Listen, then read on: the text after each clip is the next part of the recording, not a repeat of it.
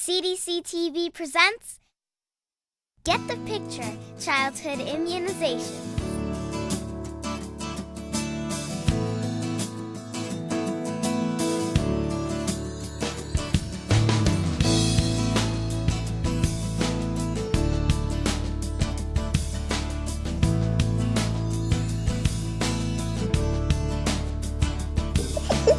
Like you, I'm a parent. Like you, keeping my child safe is my #1 priority.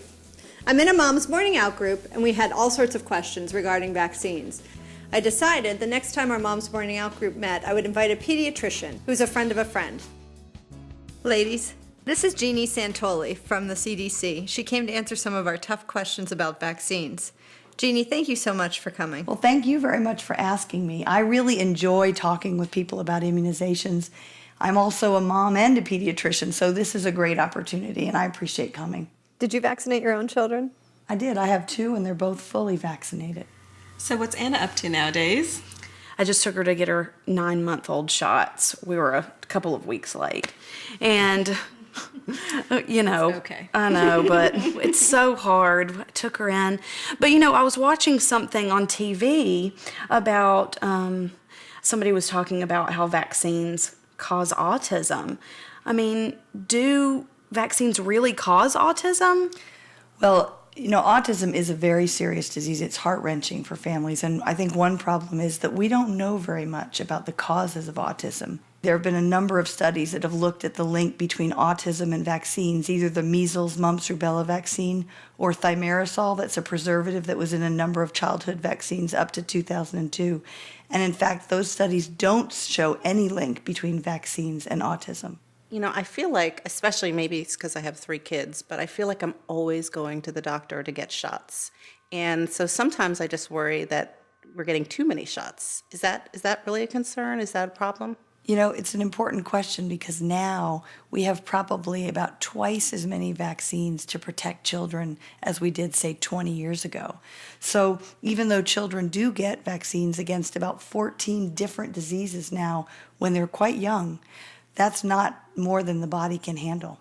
A child puts a toy in their mouth or crawls on the floor, and their immune system sees those germs, recognizes them, and teaches the body how to protect itself against them. Vaccines work in that way, and they help children's bodies recognize germs that can cause very serious diseases. I have another question that's sort of related.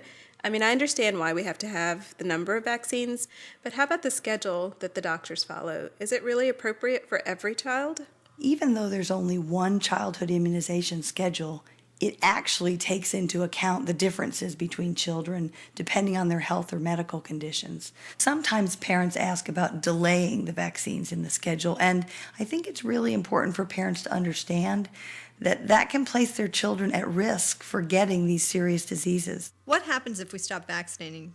Do these diseases really come back? The diseases absolutely will come back if we stop vaccinating. We've seen that over the past couple of years with outbreaks of mumps and measles.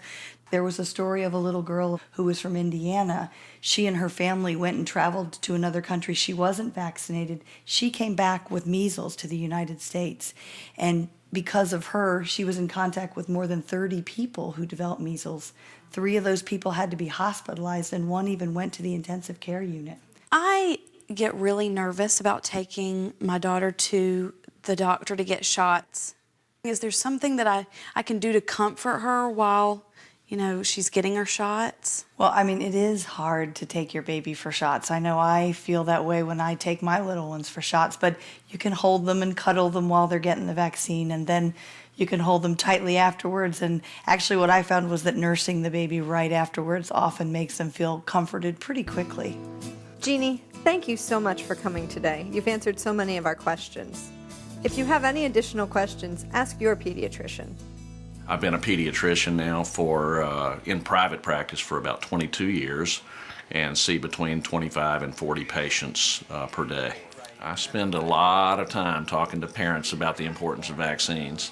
We used to see 5, 10, 15 cases of invasive Hib disease, including meningitis, in this practice a year, and it was just so devastating to the parents because they had really just kind of gotten to know their babies by that point and knew their personalities, and these babies would sometimes die or be maimed for life.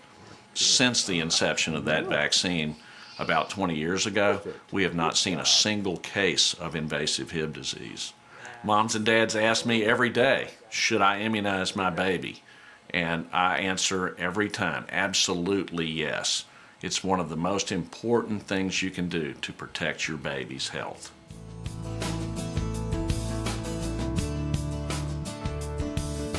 A message from the U.S. Department of Health and Human Services. I'm a parent. Like you, I'm a parent. Like you. Okay. What?